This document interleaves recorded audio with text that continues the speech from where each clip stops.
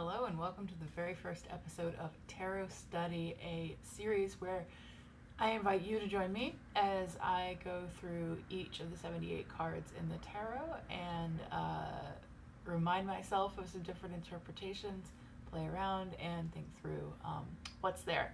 So we are starting with the Fool, as one should.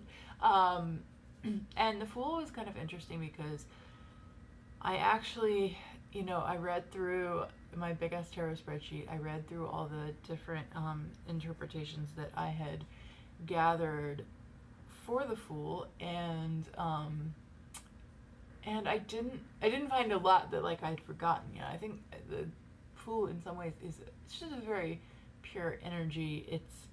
It's something that I find easy to grasp onto and understand, even if I do not, and I definitely do not, find it easy to work with.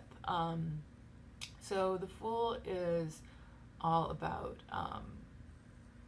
really, can be, I think, summed up in the essence of its number 0. It is not actually the beginning or the end.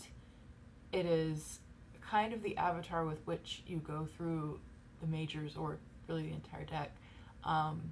It represents a thing before the thing. If the Magician is one and manifesting and starting things out, the Fool is the potential before that. And so if you're thinking kind of conceptually, I really love this version of the Fool from the Sasurabito tarot because you have this older figure with all the flowers in their beard, and I think it really captures that the Fool is not a child energy. The Fool is not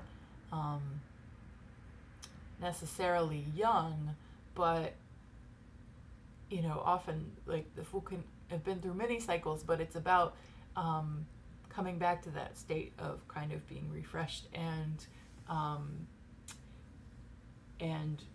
jumping forward, walking off the cliff with trust and confidence, even if you have no idea where you'll end up.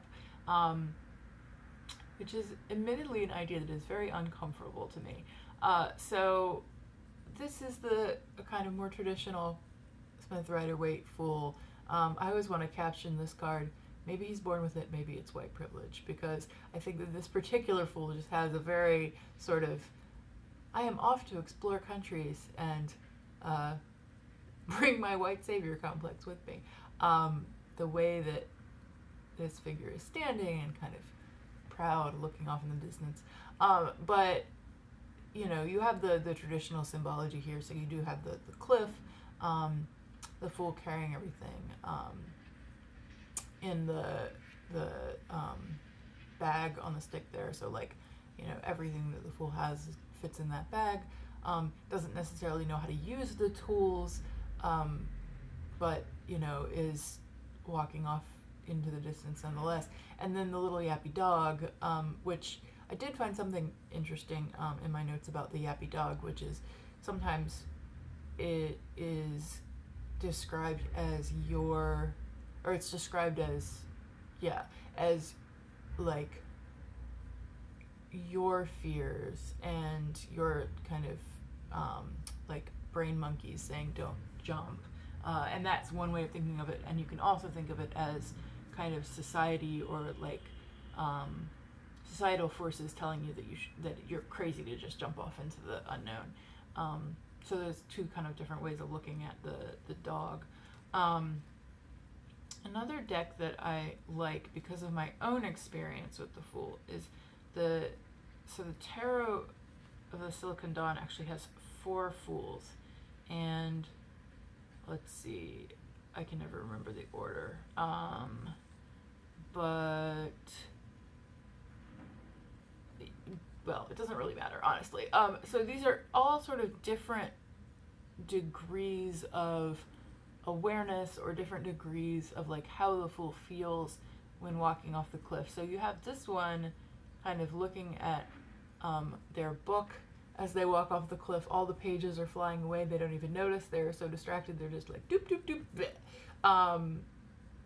This is one version. Then we have this one is kind of you're not going to be able to see the facial expression probably in the camera, but they are they're definitely looking a little freaked out. They're like flying away, and they're looking real nervous down at the ground. And then this one is also kind of an anxiety Fool. Really, the motion is more being pushed off the cliff and looking back like, ah, shit. And then this one is really cool because you can see the art, the way the art style is. Well, maybe you can see it. Gives this kind of illusion where you can't really tell what's up and what's down. And I really like that series of Fools because I think when you're practically looking at the Fool in a reading, beyond just being this kind of embodied zero, when you're looking at like what the Fool is saying and what kind of advice it might give, we all have different relationships with the idea of spontaneity, with the idea of just trusting and like taking a leap. Fool is very much a leap of faith card, and we all have different relationships with leaps of faith. And I think that like the traditional version, you know, my sarcasm about it, is partly because I think that sometimes, yeah, like privilege definitely allows you to, you know, privilege is a net. It is a net that will catch you. And so I think it's totally valid that a lot of us have more fears and more risk aversion than others when it comes to the Fool. But that doesn't mean that the Fool is not for us. The Fool is absolutely for us. And I think that the Fool is an invitation that is saying like, hey, there's something you can trust, and there's leaps you can take, and maybe the size of the leap is going to vary, but I've been working a lot with this energy this month. I had some kind of unexpected things happen to me that are like encouraging me to just like jump in and be spontaneous and try things and travel and spend time with someone new. And it is an important lesson for me because I have never been naturally inclined to Fool energy, and I kind of I like to describe certain experiences as Fool therapy. So if you've ever been to the City Museum in St. Louis, which I think I mentioned on this channel before, but it is such a great example of this Fool therapy because what it is, it's all these like tunnels and ladders, and like you're exploring and you're crawling all over the place, and there's no maps and there's no way of knowing where you're going. And so it really is, it's like this moment when you come to a choice and you have to just pick something without having any idea where it leads. And I think that's part of the Fool energy, is like this idea of just doing a thing and like you don't know where it's gonna turn out.